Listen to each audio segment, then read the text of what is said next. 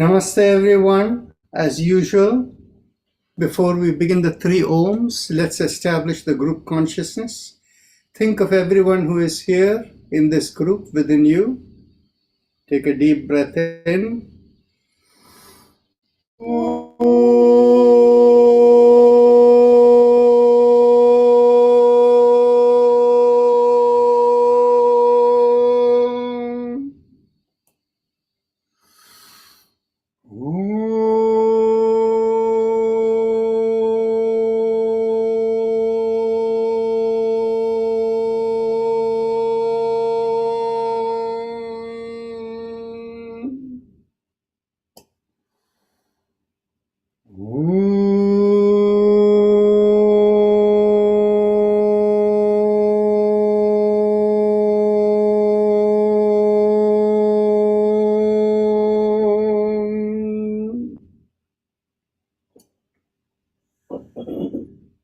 Now, our usual disclaimer: when you attend this session, you do so with the understanding you're responsible for your own well-being.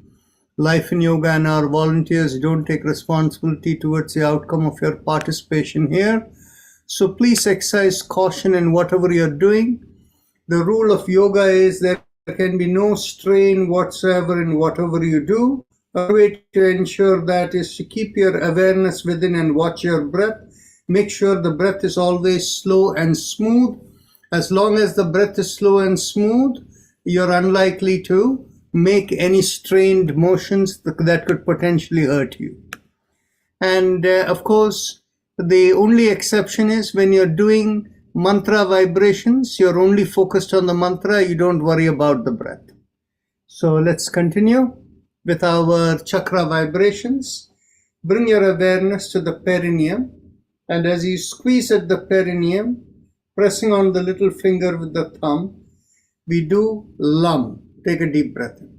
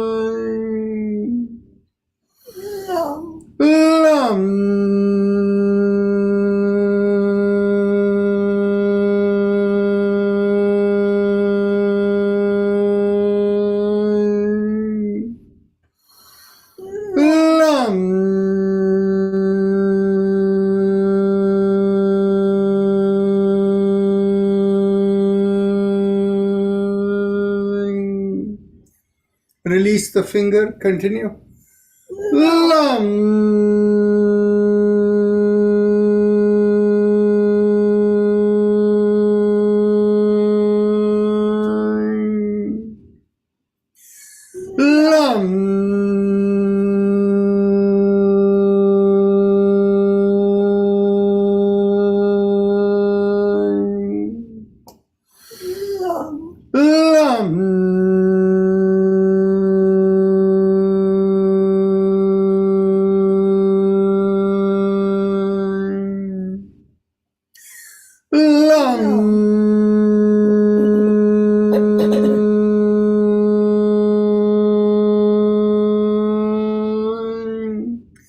last time. Lam.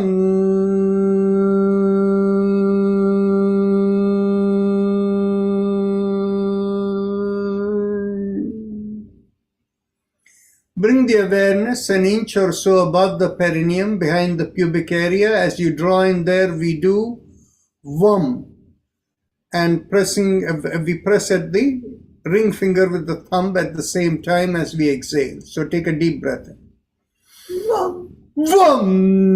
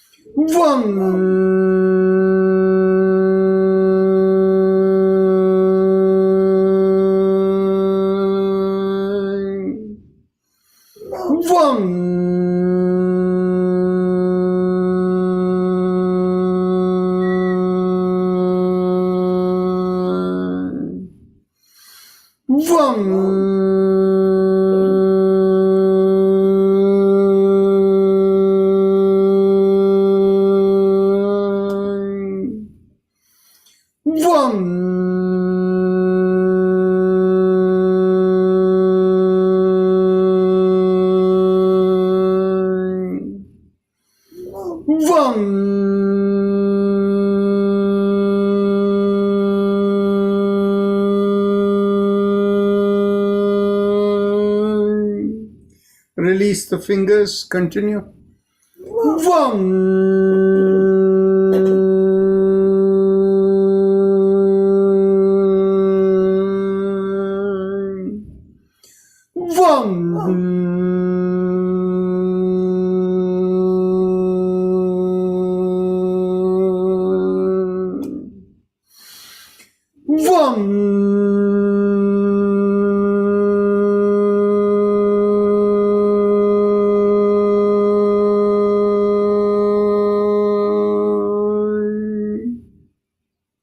Now, bring the awareness behind the navel in the middle of the body. As you draw in there, we do Ram, pressing on the middle finger of the thumb. Ram.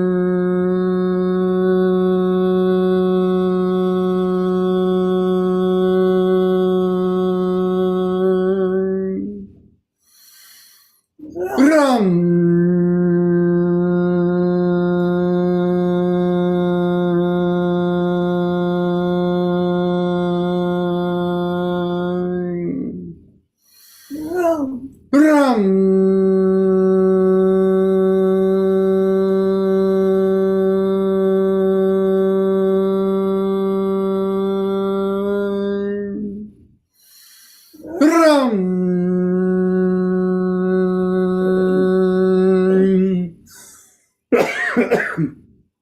Ram.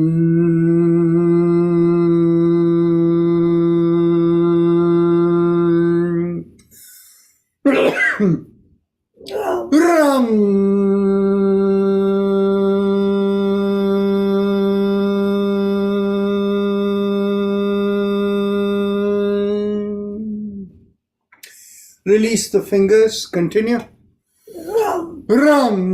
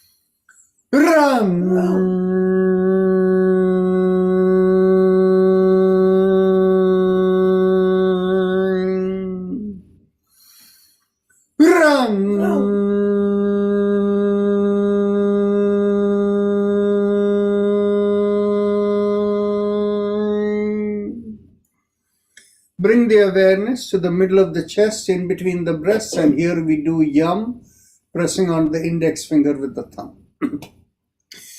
Yum.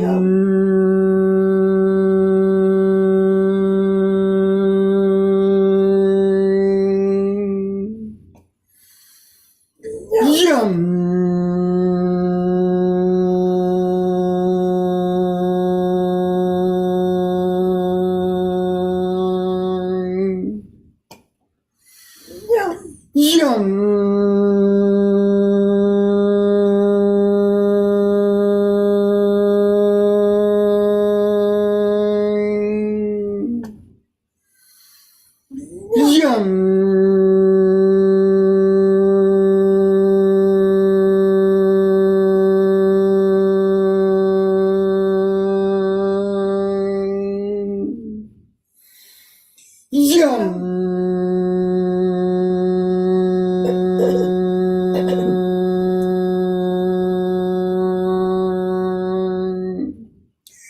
Release the fingers. Continue. Yum.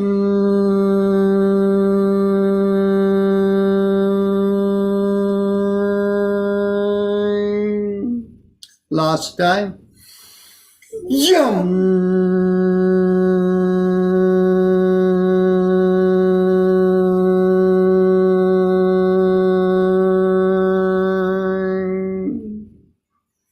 Bring the awareness to the throat. Hum. Thumbs up, loose fist. Hum.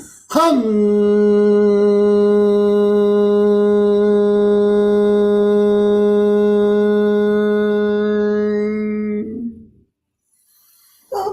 Hum.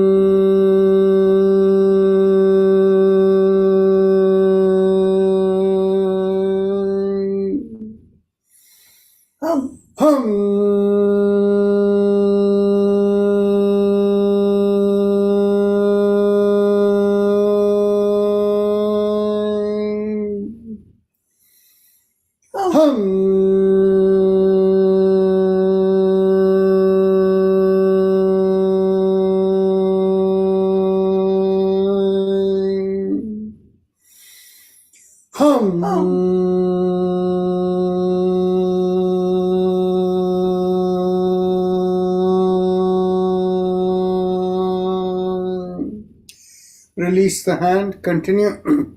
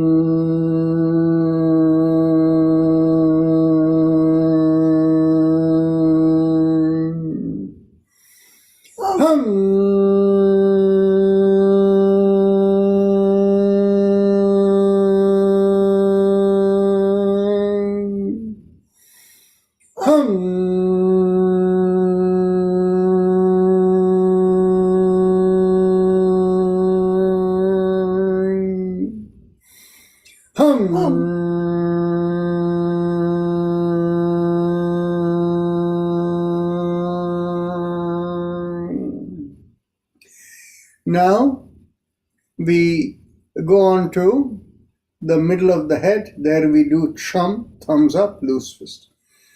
Chum.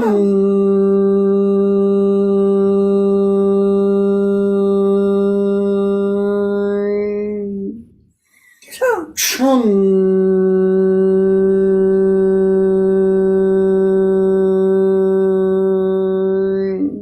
Release the hand. Chum.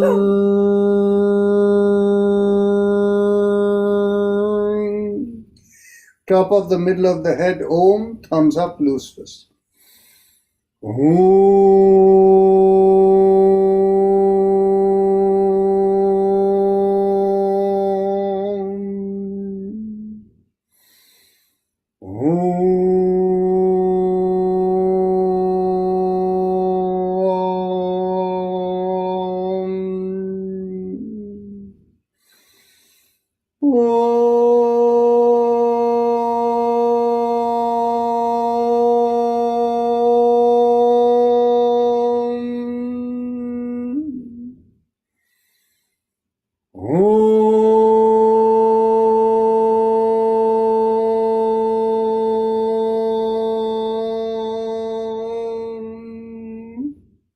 Release the hands, continue.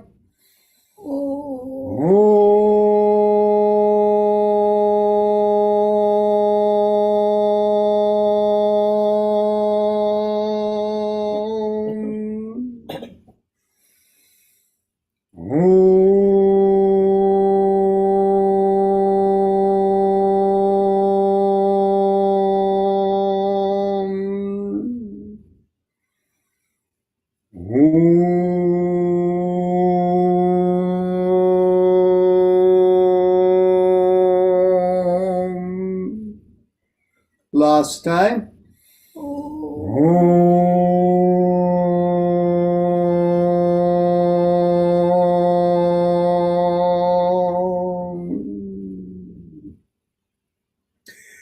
Now we go on to the Ujjayi Pranayama, the happy face breathing. So most of you know it, so please proceed. And just in case somebody needs instructions, the easiest way to do for people who are beginners is to focus on the lowermost part of the mouth, and focusing there, make a big smile with the cheeks coming out, and you'll find a slight stretch at the bottommost part of the mouth. Then with slow, deep breaths, slow inhalation, have a sucking sensation at the bottommost part of the mouth, but the sucking sensation should be so gentle so that you don't feel any strain whatsoever.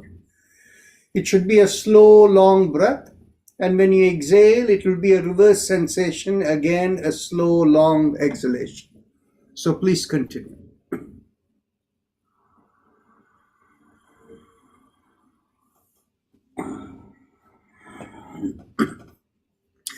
Those of you who have your video on, if it's not working for you, I will let you know.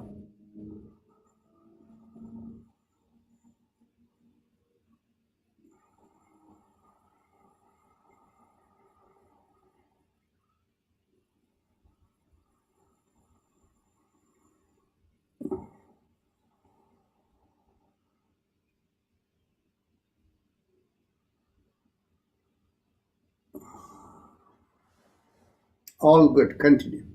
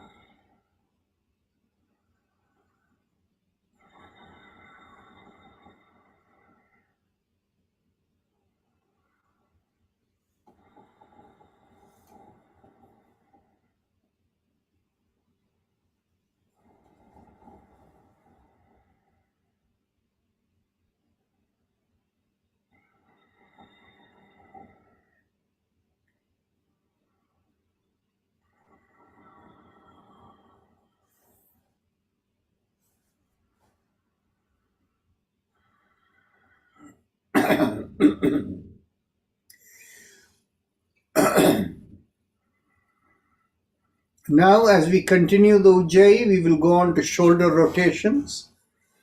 The easiest way to do it smoothly and nicely is if you have your hands on your knees with the elbows stretched out. Inhale, lift up the shoulders and observe the tip of the fingers slide along your thighs until you roll your shoulder back. Then place the palm on your thighs, and as you exhale, just slide it forward till the elbows are stretched out. So this way, you can keep as a slow motion as you do it. Let's continue.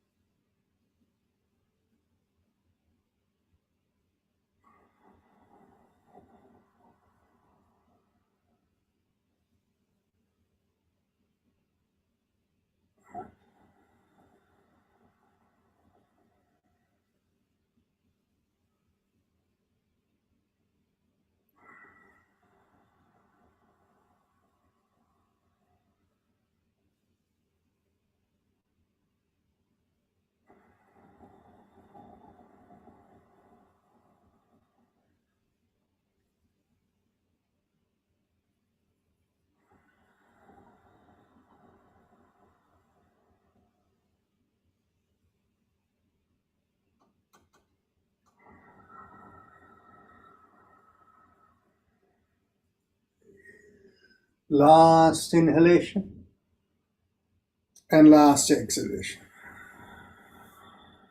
Hands at the chest, and let's continue. As you inhale in Ujjayi, stretch up and look up. And as you exhale, bring the hands down by the side and continue.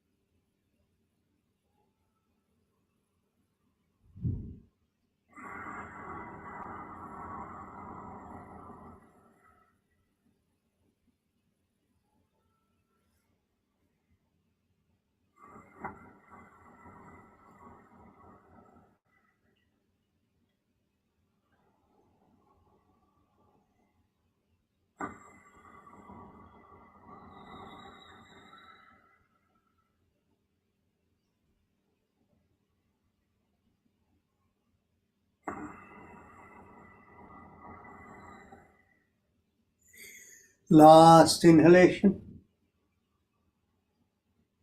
and last exhalation.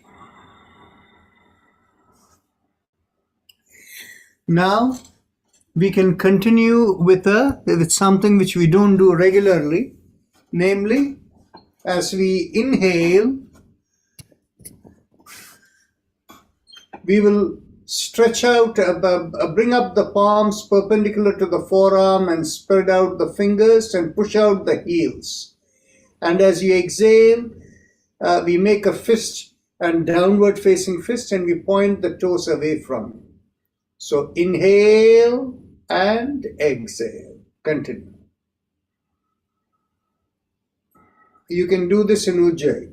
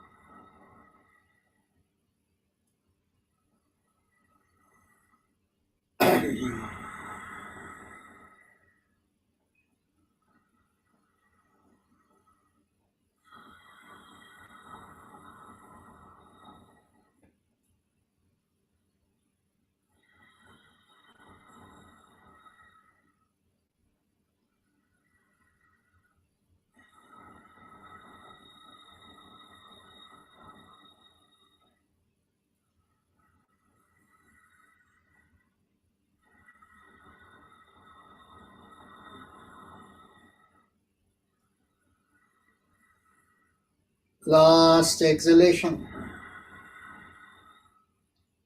We continue the Ujjayi going around the wrist and ankles. Inhale, exhale.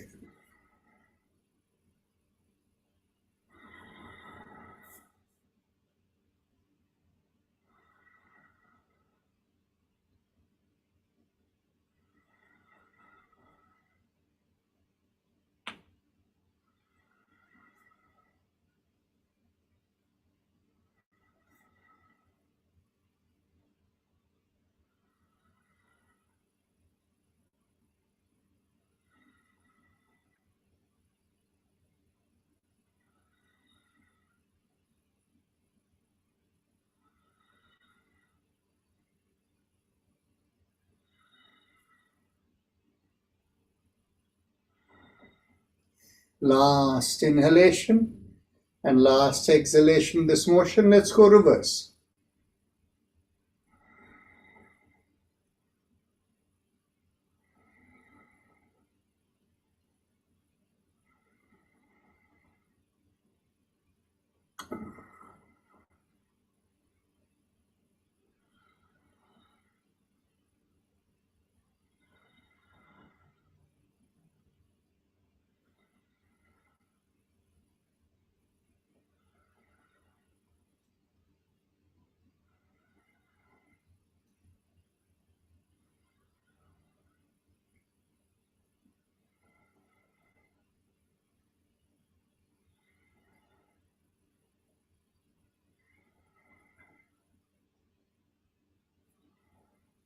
Last inhalation and last exhalation.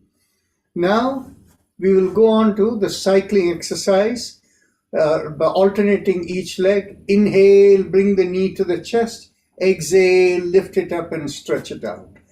Inhale, bring the other knee into the chest. Exhale, stretch it out, and continue.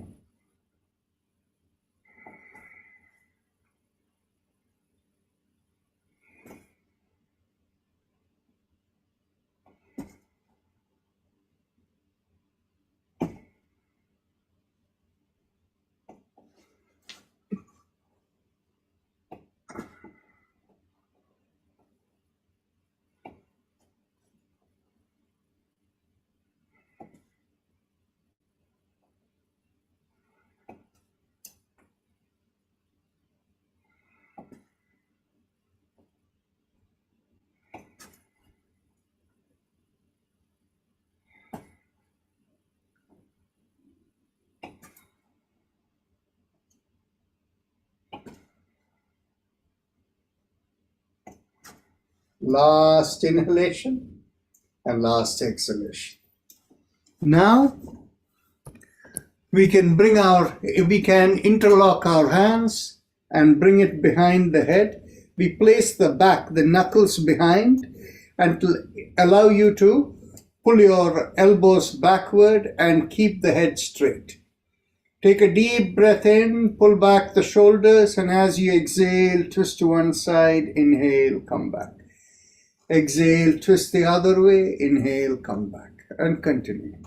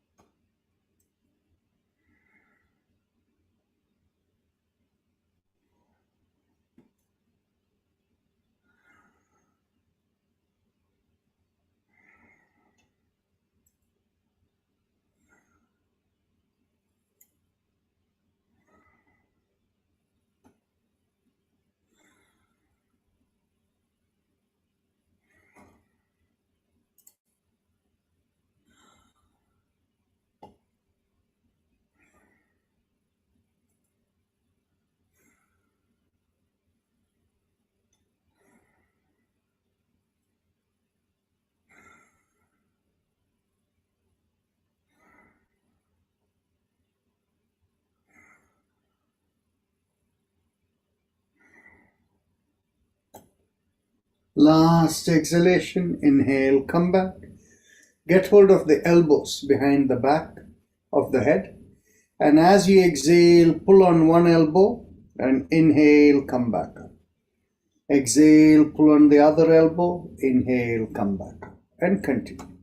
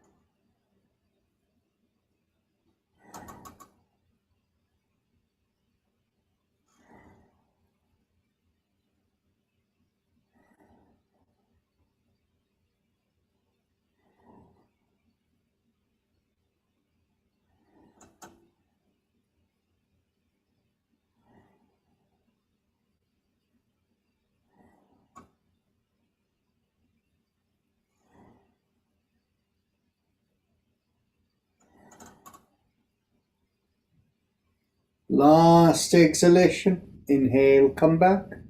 Now we go on to the neck exercises. As you exhale, gently tilt the head, bringing one ear towards one shoulder. Inhale, come back. Exhale, tilt towards the other shoulder. Inhale, come back. And continue.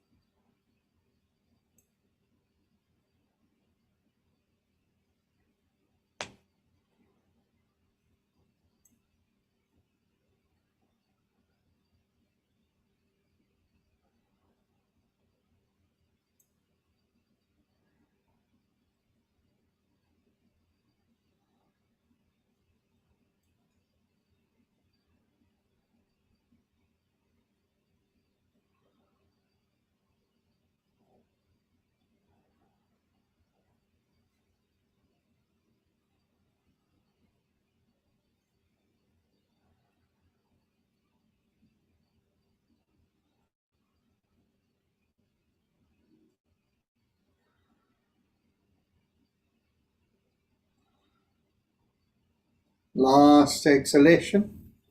Now, as we exhale, turn the head and look over one shoulder. Inhale, come back. Exhale, turn the other way. Inhale, come back. And continue.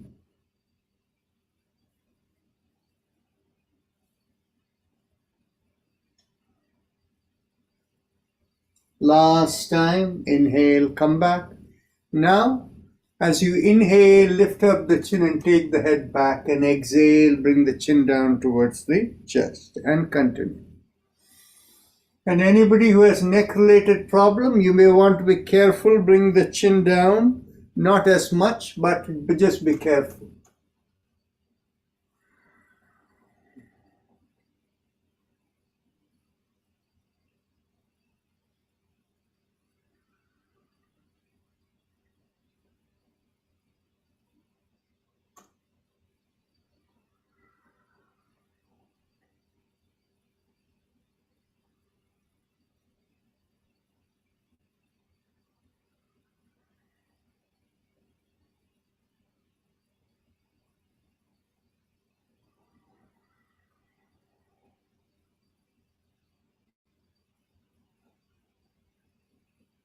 Last exhalation.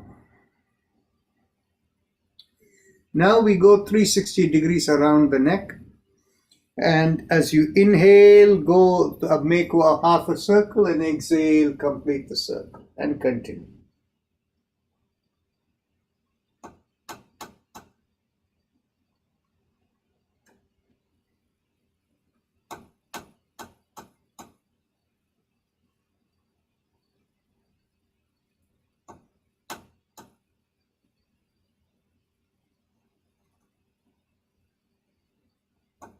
Last exhalation, and let's go reverse.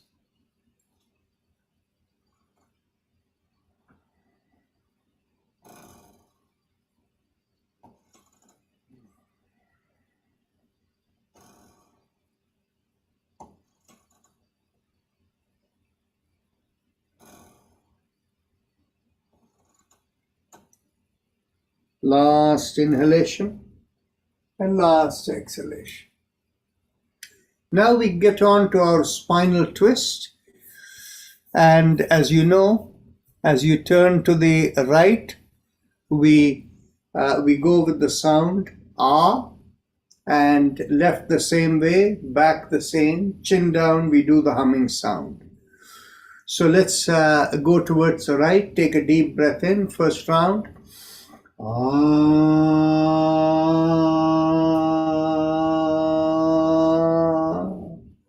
To the left.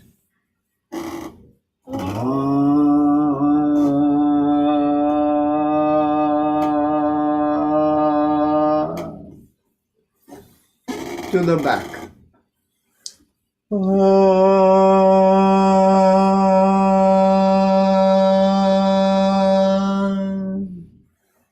Chin to the chest.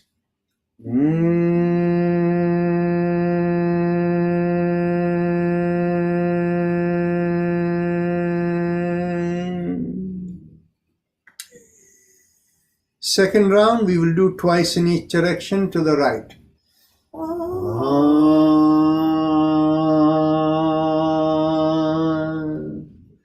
Second time.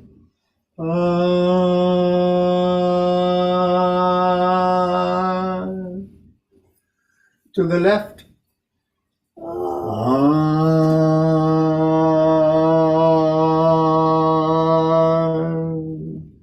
Second time.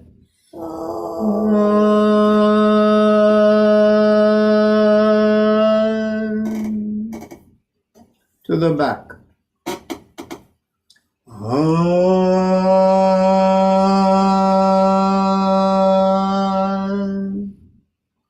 Second time.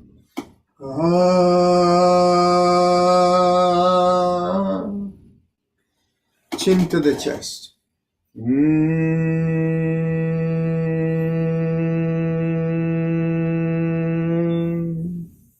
Second time.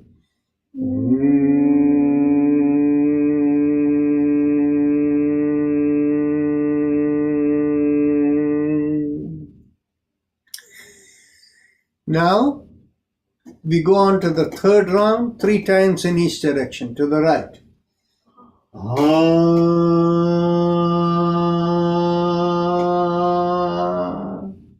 Second time.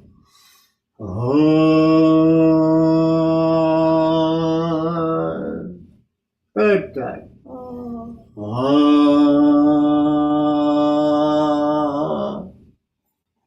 To the left.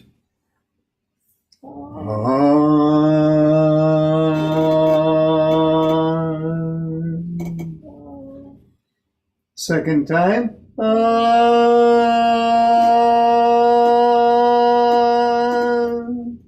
Third time.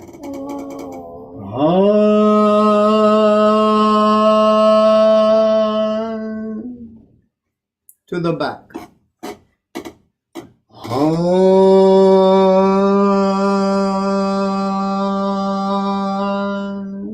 Second time.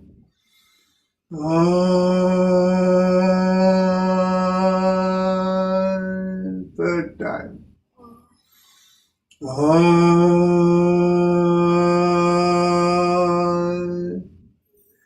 Chin to the chest.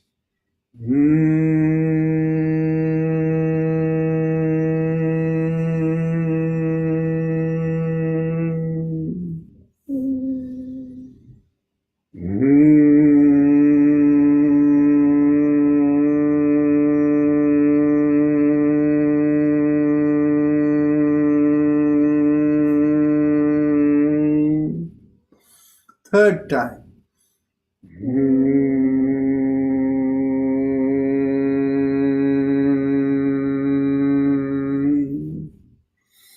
Now we cross one leg over the opposite thigh, get hold of the knee on the top, and as we exhale, we squeeze at the perineum as we do lum and pull the knee towards the opposite shoulder as we turn the head the other way.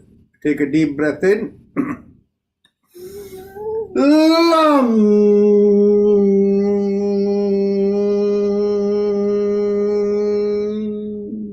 Continue.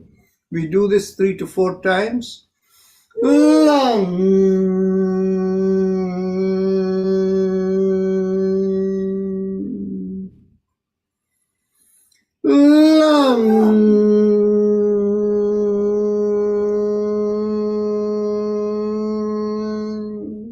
Last time.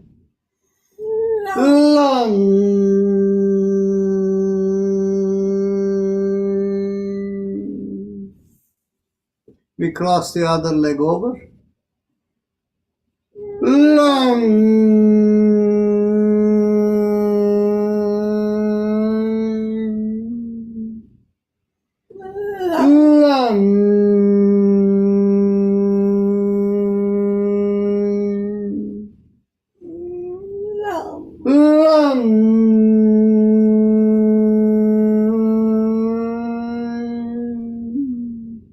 Last time.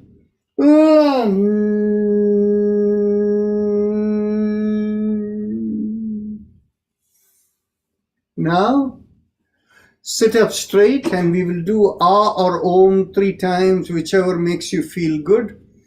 Observe the openness you feel within, and when we do the Ah or Om, feel the vibration go through it. And when we do it 3 times with 3 breaths, take a deep breath.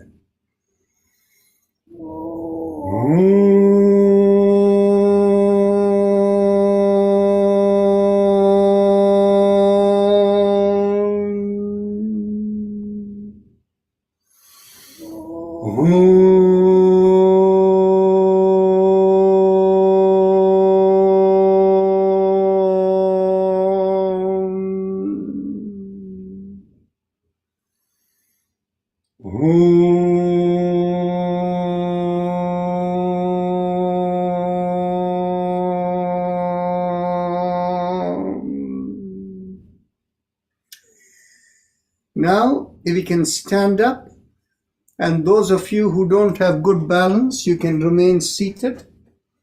And those of you who are standing, keep the feet shoulder width apart or slightly wider. And everyone seated or standing, get your hands to your hips. Take a deep breath in and push on one hand and make a backward arch in that direction. Exhale, come up. Inhale, push on the other side and make the backward arch. Exhale, come up, and continue.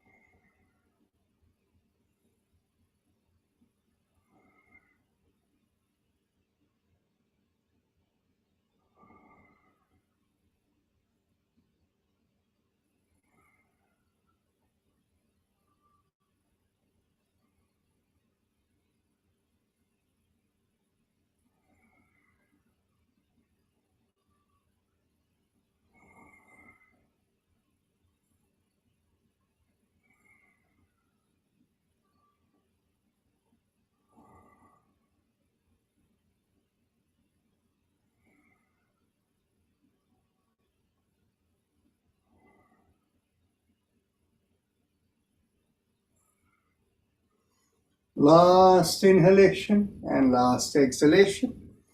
Now bring your hands behind your back, get hold of your elbows or wherever you can reach. Take a deep breath in, pull back the shoulders, lift up the chin and lean backward straight with equal weight on both the legs.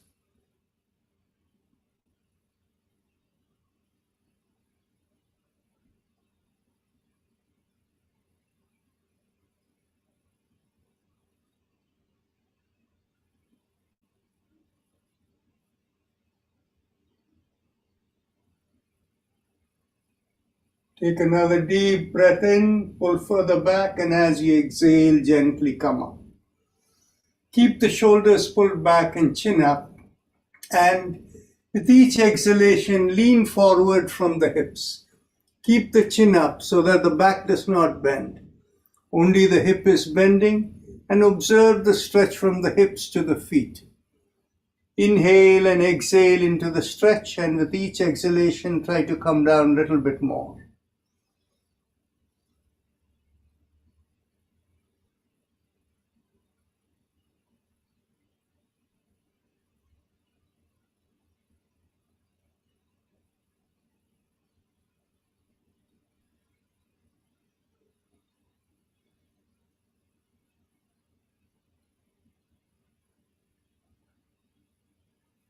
Take another deep breath in, and as you exhale, bring the hands towards the floor. If the palms don't touch the floor, bend at your knees so that it touches the floor. Take a deep breath in and press on your palms and stay there for about 5 breaths.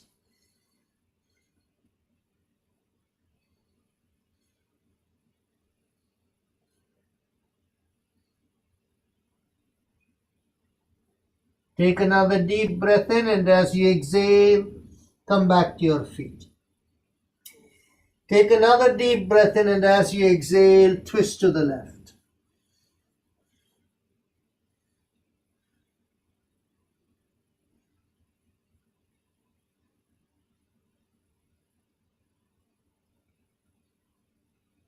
Take another deep breath in, and as you exhale, twist to the right.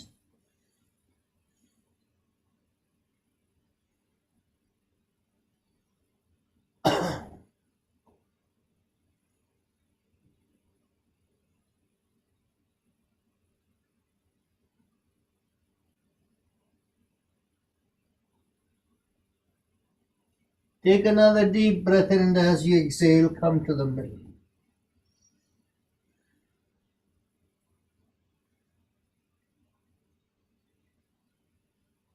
Take another deep breath in, and as you exhale, holding the ankles, pull yourself down, keeping the chin up. Inhale and exhale into the stretch.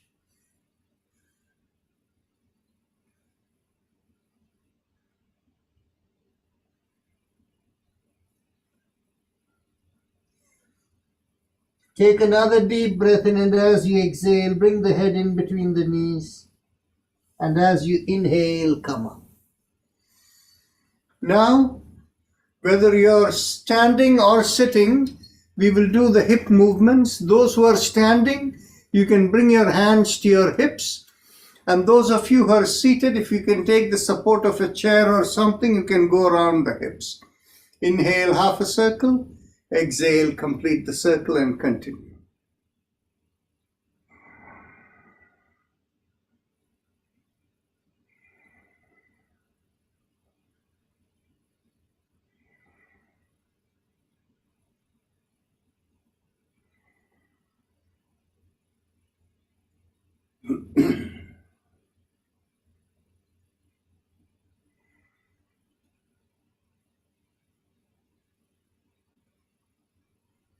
Last inhalation and last exhalation. Let's go reverse.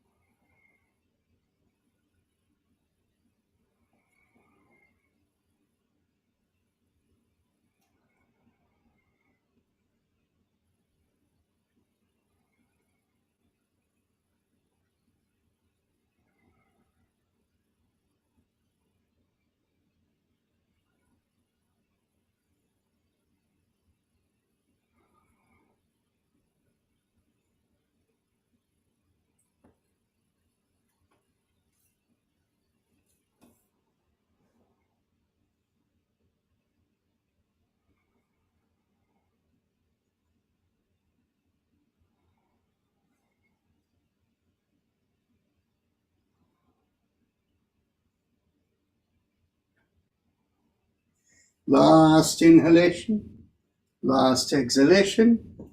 Take a seat and we go on to the alternate nostril breathing. Begin inhalation from the left nostril. Exhale to the right, then inhale to the left and inhale to the right and exhale to the left, and continue.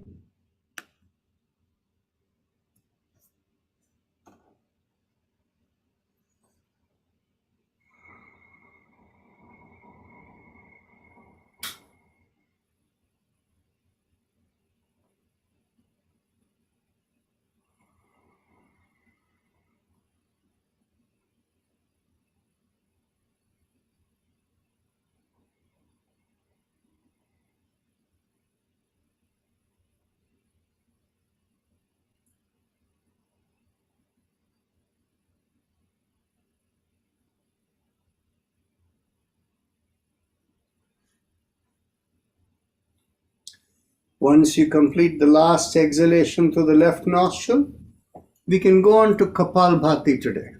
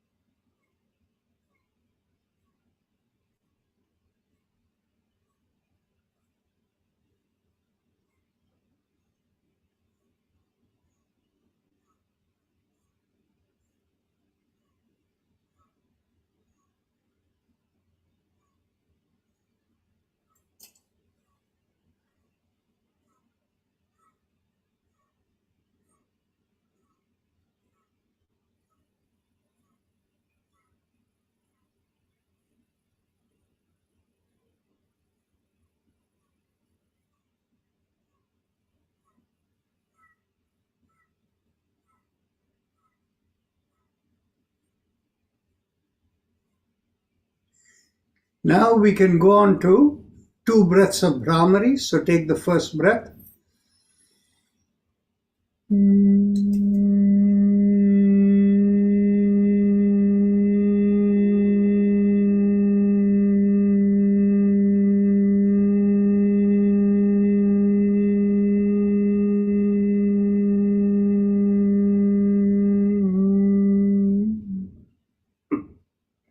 Second breath.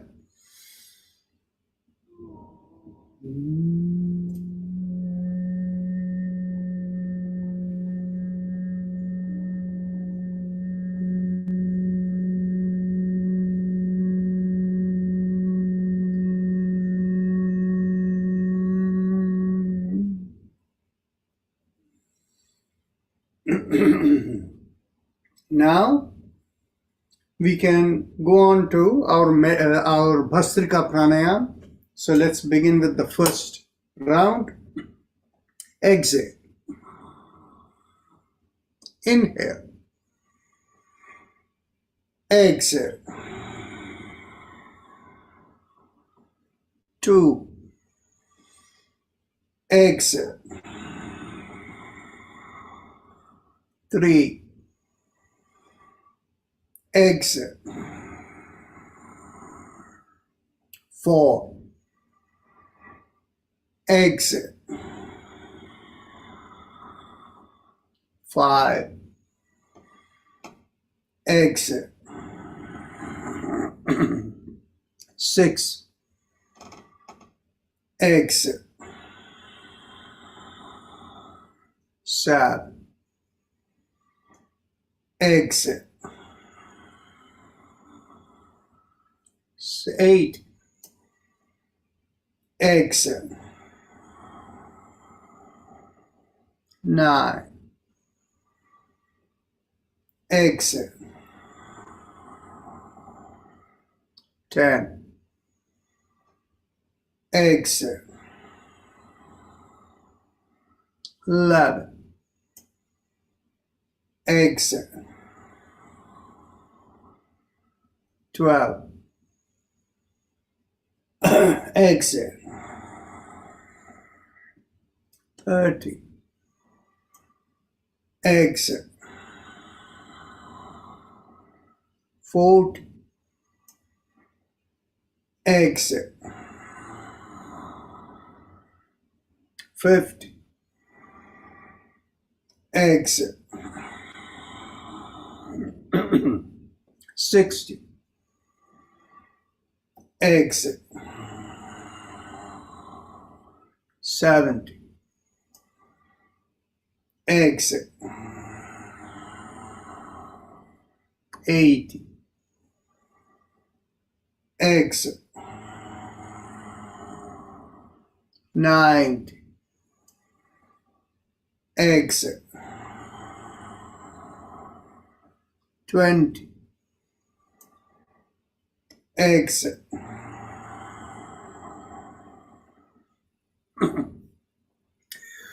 Ujjayi Kumbhaka followed by Bhramari.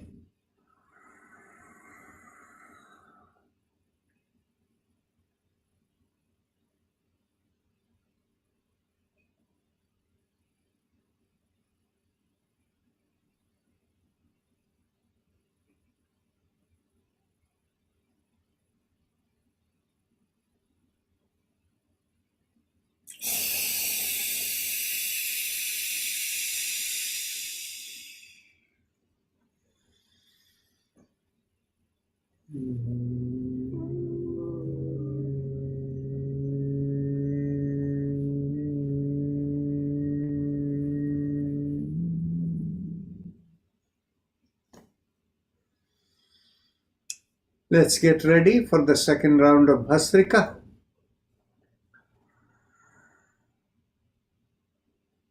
Exhale. Inhale. Exhale. 2. Exhale. 3. Exhale. 4. Exhale. 5. Exhale. 6. Exhale. 7. Exhale. 8, exit, 9, exit, 10, exit, 11, exit, 12, exit, 30, exit, 40, exit, 50, exit, 60, exit, 70, exit, 80, exit, 90, exit, 20, exit.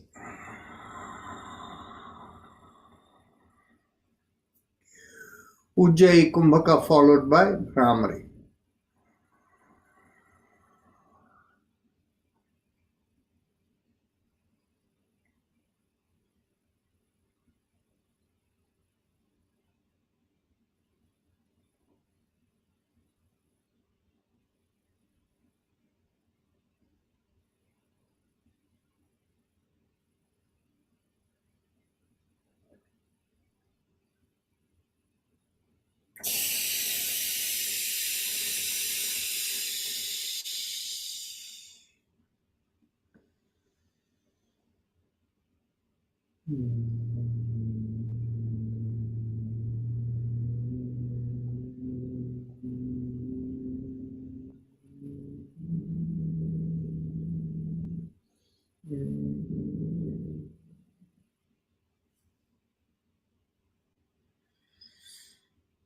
Let's get ready for the third round of Bhastrika. Exhale. Inhale. Exhale. 2. Exhale. 3. Exhale. 4. Exhale. 5. Exhale. 6. Exhale. 7. Exhale. 8. Exhale. 9. Exhale. 10. Exhale. 11. Exhale. 12. Exhale. 13. Exhale. 14. Exhale. 15. Exhale. 60. Exhale. 70. Exhale. 80. Exhale. 90. Exhale. 20. Exhale.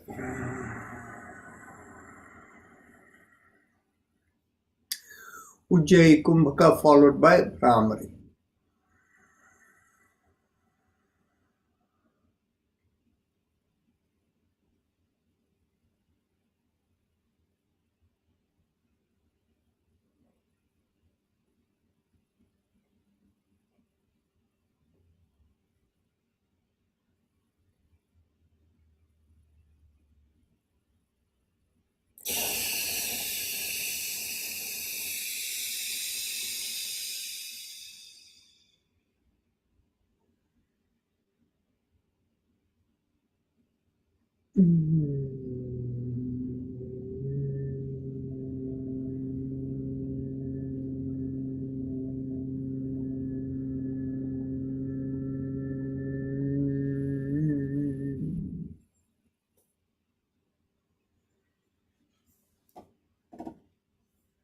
Now we can get ready for meditation. Make sure you're seated comfortably and the palms are in an open meditation position, and mentally tell yourself, I give up all ideas and concepts and I care about nothing. I let go of everything, I let go of everything, I let go of everything. As you let go of everything, feel a lightness come into the whole body.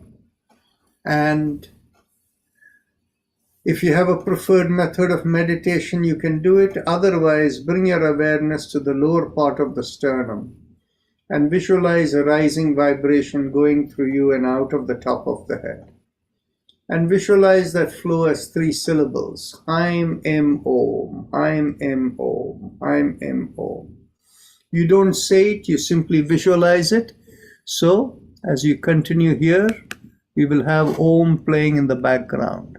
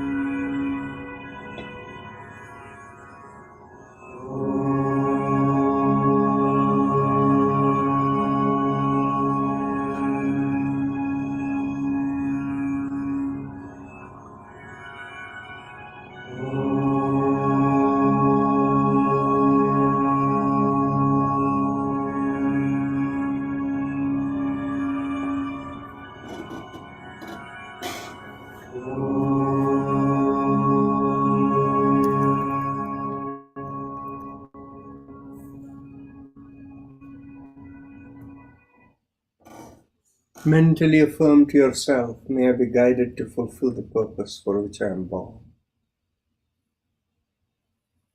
Become aware of the sensations from the top of the head all the way to the bottom of the feet, the senses given to us to fulfill the purpose for which we have come into this body.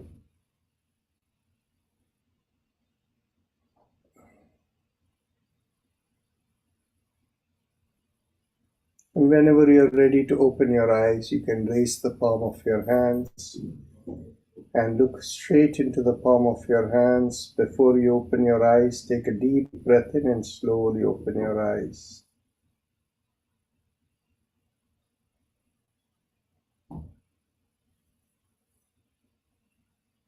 With that, we end the practice session today, but today being Sunday, we have extra time for any discussion, any conversation you would like to have. And as I mentioned yesterday, coming Sunday, that is next Sunday morning from 9:30 to 11:30 Eastern Time is our annual meeting of Life in Yoga Institute. So it is open to anyone who wants to participate. I haven't yet put the link on the website, but I will do that by Thursday.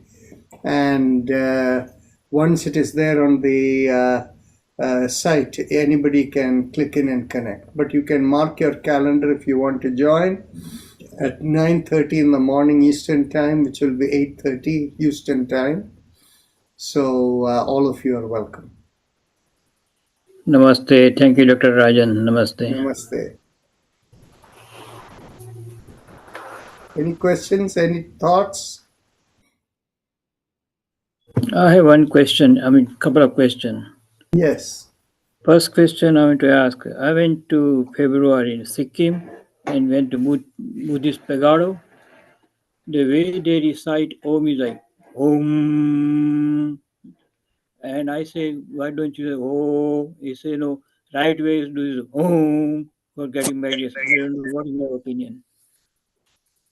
See, in the Bhagavata Puran, apparently the method that is mentioned for the Om is, it should be like a ghantanad.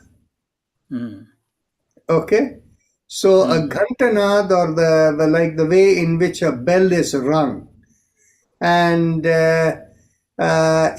some of you have observed how the bell is rung. Namely, the bell goes, it hits, but the resonance stays for a long time, slowly fades, right? So that is the way, Om is supposed to be recited according to the Bhagavata Puran. Okay? And so I will leave it to each person. Whatever is right for you, whatever elevates you, that is your right way of doing it. Okay. Because I went to the Pagado and all monks are chanting, doing like Om. They're extending M more than O. No, that is the thing is basically extending M longer is a good thing, because that's when like Ghantanad, right? Yeah. So that is right. It's not wrong. But what happens is, when we do the three Oms, the first Om, we keep them shorter, second longer, third even longer. That is how we try to do it. Okay, thank you.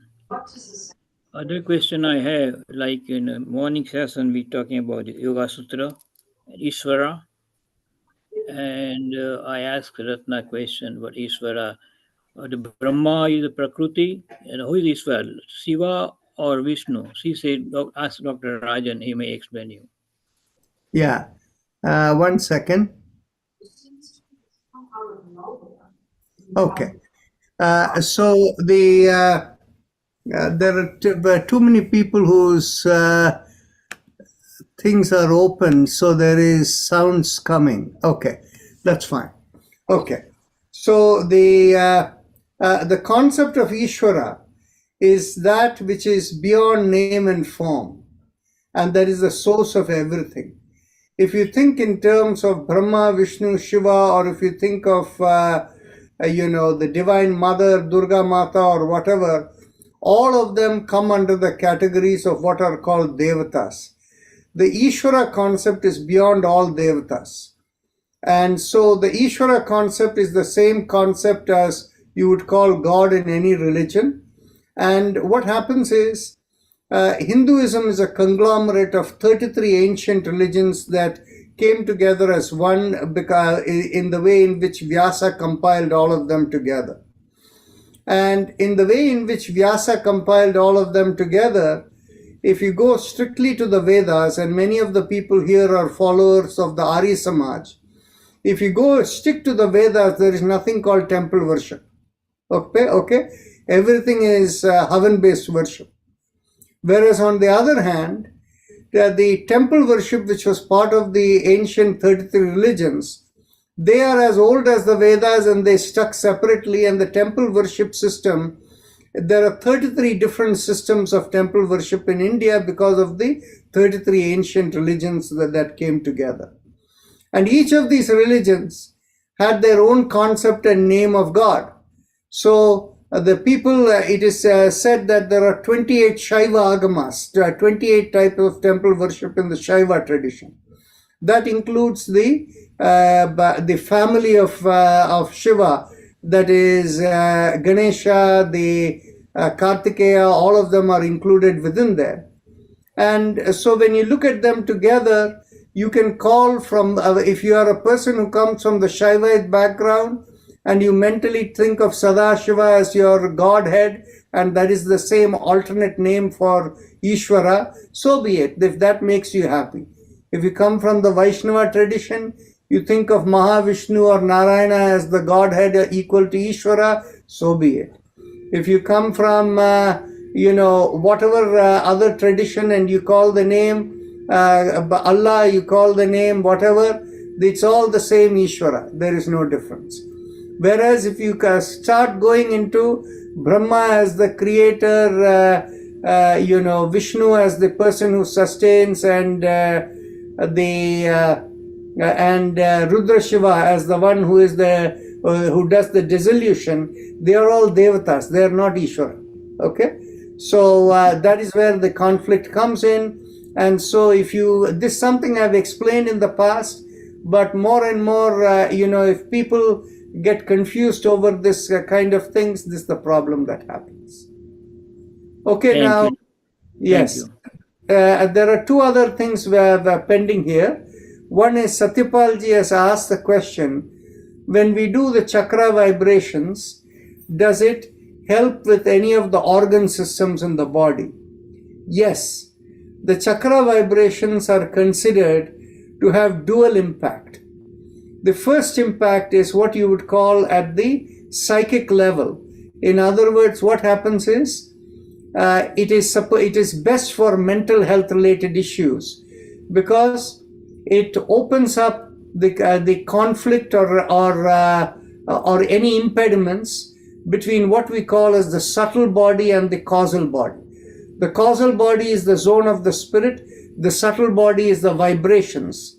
And by doing this, it opens out and it is working along the Sushumna Nadi.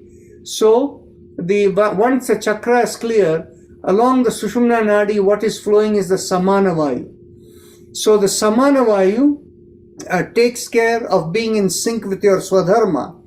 But at the same time, from each of the chakras over there are the small nadis that are going into all the organ systems that are close to the chakra areas. And those nadis are carrying the communication related to Vyana and Apana. Vyana connects into the fluid systems in the body, and the Apana into the physical tissues, the earth elements in the body. So all the organs over there largely are in the concept, are in the nature of the earth element, and the water element is where they are functioning. So what is going to happen is, yes, it can have impact on the local organs as well. I will give you one example which you may find very interesting. In our research going back more than a decade now, we had one person who actually one day called me on the phone. It was like maybe midday, around 11 in the or so in the mid-morning. He calls me and tells me he's having chest pain and he would like to come and see me. My immediate response was, you should probably go to the emergency room and have yourself checked out. And then he immediately responded, he said, no, I've had this before and I know what it is. And he said what had happened was he works with one of the temple community areas where there is where there was a conflict in the view of how to do things, and it was a very simple thing that was supposed to be for the benefit of the temple, but somebody was being a person who was being very technical, that what they wanted to do cannot be done for 2 more months. You have to hold it waiting till such time it goes into the next session. Till then you cannot do the change was the thing, and somebody was being a very much of a strong stickler to the rules. So this person felt, it felt very affected emotionally that we are trying to do something good for the temple and somebody is coming in the way. And he developed this chest pain. And so on a previous occasion where he had this emotional reaction, he had gotten this chest pain also. And at that time he had gone to the emergency room. He followed up for 2-3 days. They did every form of test and they found nothing wrong with him. So when he came to me this goes back about 10 years back or so. So when he came to me in those days, we also had a measurement equipment that was slightly different. We still have it, but we don't use it anymore. It is called the EAV, electroacupuncture according to Voll, where I can look at electrical conduction connectivity in different points. And at that time, we had done an experimental test of trying to measure each chakra. And we had the points for the Anahata chakra on the 2 points just at the base of the armpit. And so we could measure, and we saw the Anahata chakra was off balance. So we had him do the chakra vibration for the Anahata chakra about 10 or 20 times. And immediately the pain subsided and we went and took the reading again, and the readings had balanced out and come back to normal. So the chakra vibration immediately relieving the pain means it is having some impact on the physical element over there, right? So yes, chakra vibration can have impact on the physical element also, largely because of the Vyana and the Apana Vayu that are being carried from the chakra to all the physical organs in that area. So Satyapalji, that is this thing. And Renuji, I'm glad to see you over here. I have your email. I need to do something for you. I will respond back. Hopefully I can do it tonight. Okay. Any other questions, thoughts from anyone? Anything for discussion? Yes, go ahead, Tammy. You always have something up your sleeve. Go ahead. So your response today was exactly beautiful about the Vyana and Apana, because I was looking how to ask this question, and I had some good meditations this week, and I got to see, that ball of energy that was in the belly that got ejected up. So I was asking, well, where does that energy come from? And I got to go really small, but I did get to see there's a prana, intracellular prana exchange. And so then I was thinking, well, where does it go? Is the Ida and Pingala picking it up? I was trying to figure out, I knew the energy had to go to some nadis to get out. And I'm thinking now that it might be the Vyana or I lost my page, but Apana or the Vyana ones. Yes? Or yes. Is it the Ida and Pingala? And then does it, no matter what, go to the Sushumna? Because there was something that came about a Prana Vayu and the Udana Vayu. So I didn't know how to separate all that. See, Udana Vayu connects beyond the body. when the Samana Vayu is in balance as a result of the Ida and Pingala Nadi coming in balance, then in which case, since you're in the physical system is in good balance, it is easier to be in that stillness to go into a meditative connectivity, and that's where the Udana Vayu is activated. And yeah, so I almost got to see like I'm like this sort of endothelial cell where how I process the energy and push it out. So thank you. And it gets picked up by some capillary somewhere. All right, thank you so much. Dr. I'll share with all. Yes, go ahead. Go Can ahead. I ask you one favor actually? Yes. I have sent a request to Avani last night, and she can communicate with you for that particular request. It's No for some. problem. I will follow up. Thank you, sir. Thank you so much. Okay. And I just want to point out to this group that we have announced our entire training program as an annual program. And so under the services, if you go to training, you will see our measured yoga therapy training now is in an academic calendar of July to May every year. So this is how, if you click on the training element, you will see the full details of the program, what it involves, and everything you will see. And of course, if you wanted to look at only the courses, you were not interested in much as the training, if you go under events to the courses, you can see the 7 courses that are listed over there.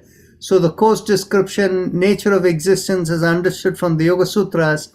And this is July 13th to August 31st.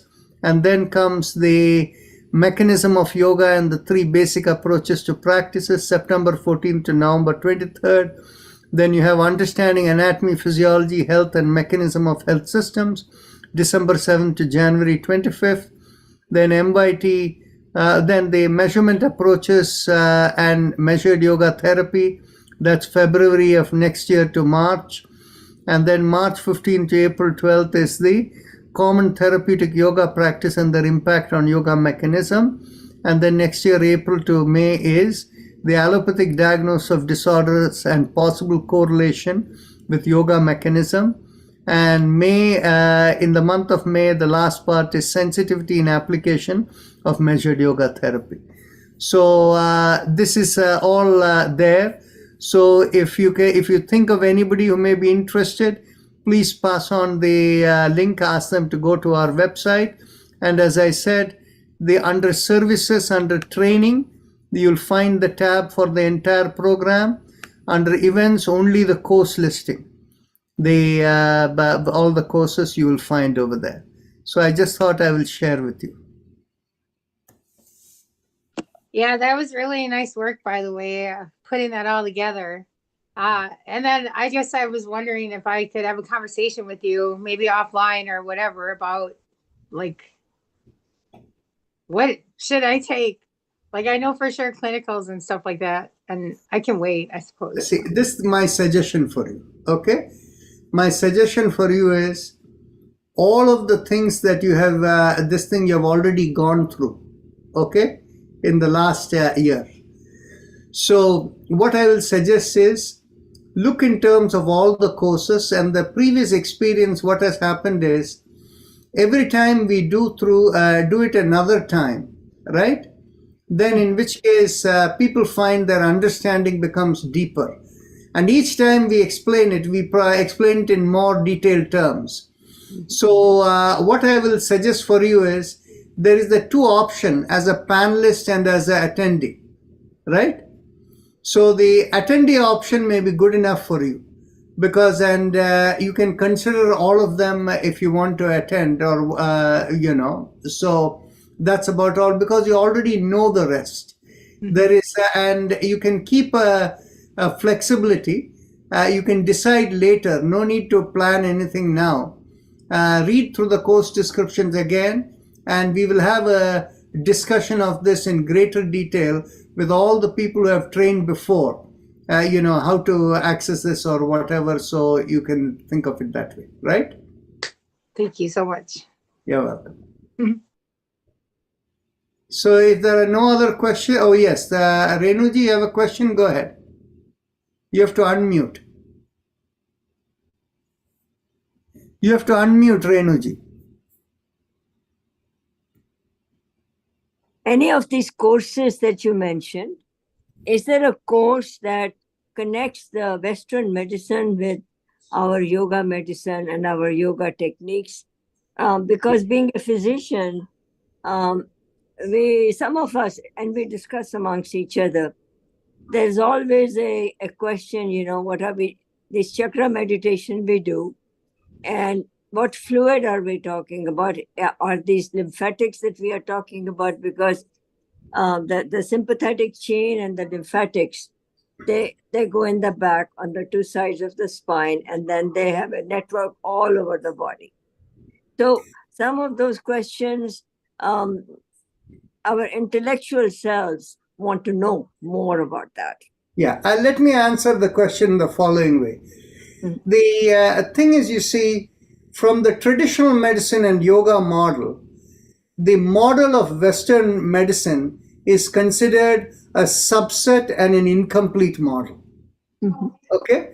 So what happens is, if you look in terms of the traditional medicine and yoga model, we say we are all spiritual beings who connect partly spiritually with the Udana Vayu and in our deep sleep and meditation.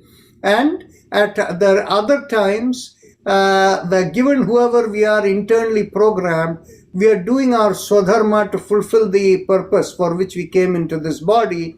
And that is expressed through the Samana Vayu. And the energy in the body that is regulated is through the Prana Vayu. And it is and from the chakras in the Sushumna Nadi through which Samana Vayu is flowing, all the organs are being communicated. The organs are essentially the earth element and the water element that are being communicated. So from our yoga model, the allopathic medicine is largely working only in the zone of Apana Vayu and Vyana Vayu. And so what happens is, anything that is affecting over there will have an impact, right?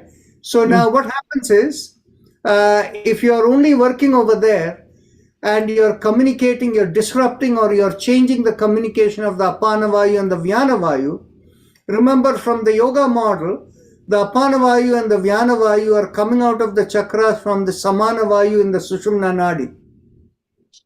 So what happens is, the Sushumna Nadi, what does it do? The Sushumna Nadi is in the business of collecting or integrating your inner program versus what the external needs are demanding of you. So in a modern sense, we are thinking of your genes and the epigenetic factors coming together to form the gene expression coming through you. And that is where your swadharma is supposed to flow through, right? When the swadharma is not in good shape, the chakras are getting affected and bad communication is going to the organ systems, so the control of the fluids and the earth elements in the body, right?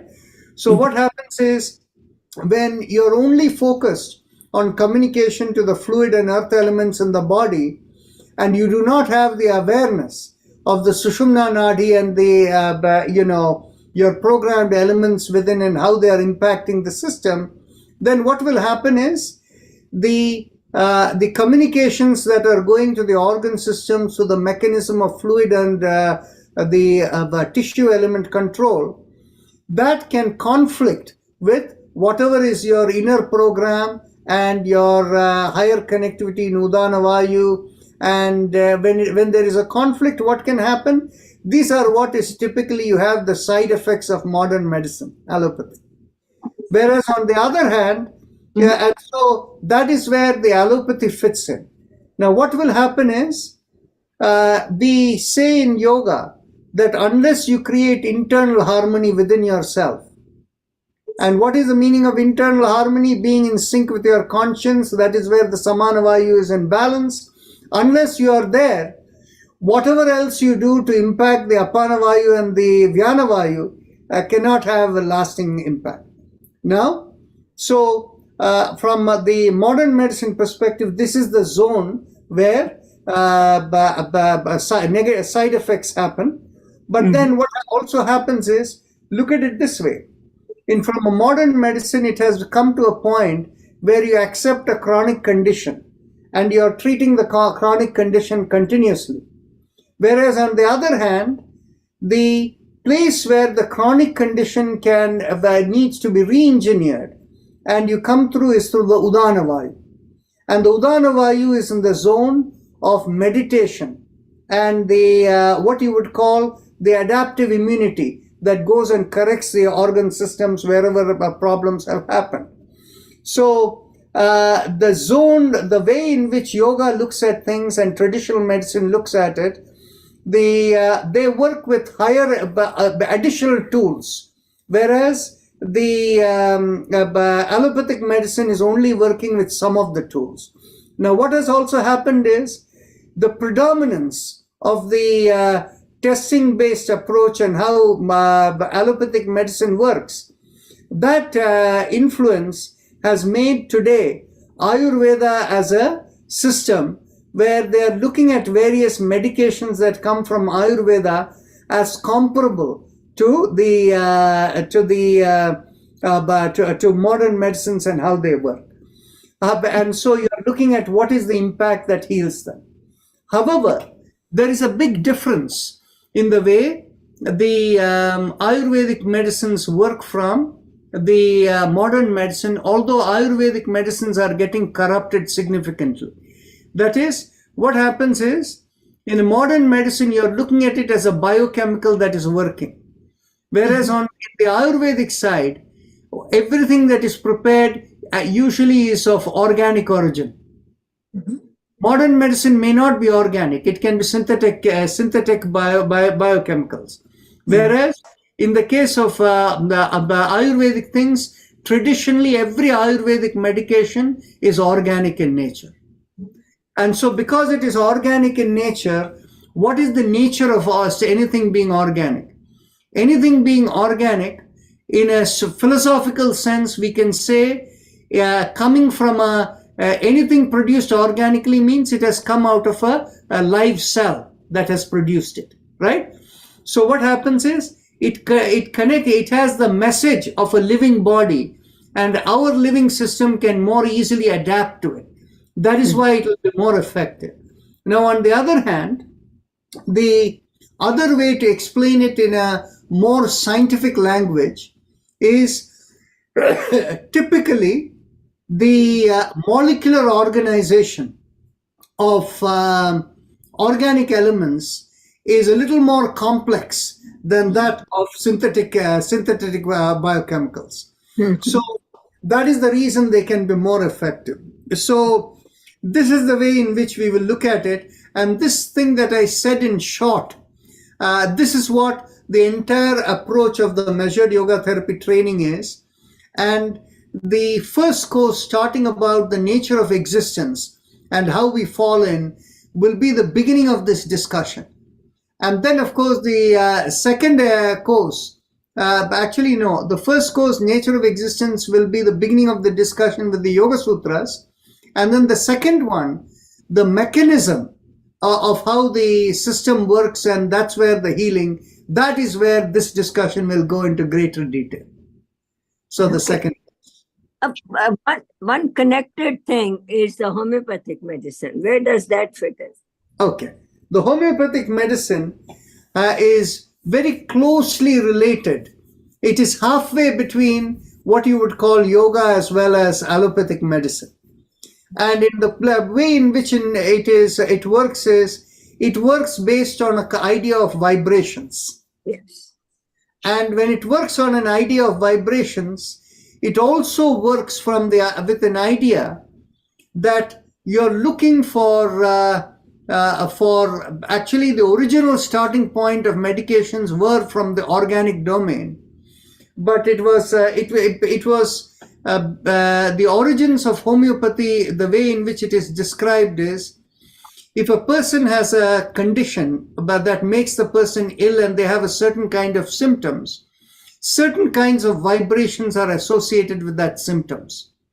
So what happens is, for a person who is healthy and has no symptoms, if you use any kind of drug or anything, typically originally from a organic source, and if they use that element, that particular drug, it will produce the same ill health symptom that the person who is suffering from. And if you give that medicine to that, it counteracts, the vibration counteracts the symptom. So a vibration that can induce a negative symptom, that same vibration can also, by counteracting the a negative symptom you have, it can heal you. So it is that principles on which, on the concept of vibration, homeopathy is built in. But the as you can see, it has some yoga related ideas of looking at vibrations, but at the same time there is not a specificity with respect to the whole system as a whole, and so it is I would say it is halfway in between. They look at the temperament of the patient. That's correct, because the temperament is a contributor of the vibrations in the system. Thank you so much. Very helpful. You're welcome. So allopathic medicine give, give relief immediately, while Ayurvedic take a long time to get healed. So now you can figure out why, because what happens is, when you're directly accessing the Apana Vayu and the Vyana Vayu, you get instant relief. Whereas on the other hand, if you have to work through the Samana Vayu process, it will take a while. Okay. Okay? Sure. Thank you. Somebody else had a question? Yeah, Dr. Rajan, I'm just, when you say it's in Ayurvedic, we have organic, or it is made by organic, but how about the bhasam? We have bhasma also. Yes. Mhm. Actually, the bhasma you have, actually the source of bhasma Yes. typically is also organic. Only thing what you do is you burn it and things like that. But I understand that in many of these bhasma, they use some metals and things like that. So I cannot answer that question. I see. I just thought it. So Yes. Bhasma, like gold bhasma, they make them diamond. But bhasma, if you take bhasma, it heals, but I have to take a lot of restriction for food eating and everything. The pareji, they say. Lot of restrictions I have to keep it when you take a bhasma. So it's not easy. Okay, let's conclude over here, but Satyapalji has posted another question. Which organs are affected by which chakra? It's a very simple and quick question. The Mooladhara controls the lowermost parts of the body, including the legs and the hips, the structure over there, it controls that. And you can also think of it as controlling the overall musculoskeletal system in the body. The Swadhisthana controls the urinogenital, that is the reproductive organs, and the kidney. And the Manipura controls the digestive organs. The Anahata controls the organs in the chest, namely the lungs and the heart and the cardiorespiratory system. Vishuddhi Chakra controls the entire system in the head, the ENT system you would think of. These are the 5 chakras that control the organ systems in the body at the physical level in the Vyana and Apana Vayu. So that is why, actually, even from a conventional medicine perspective, if you look at all the all the organs that are connected in the head, essentially it is the 12 cranial nerves that are connecting in there through which they work, and so some of the important ones are connected coming down to the throat, and they're connecting over there. So that is how the system is looking at, right? So with that, we will close over here, and we will see you tomorrow. Namaste. Namaste. Thank you.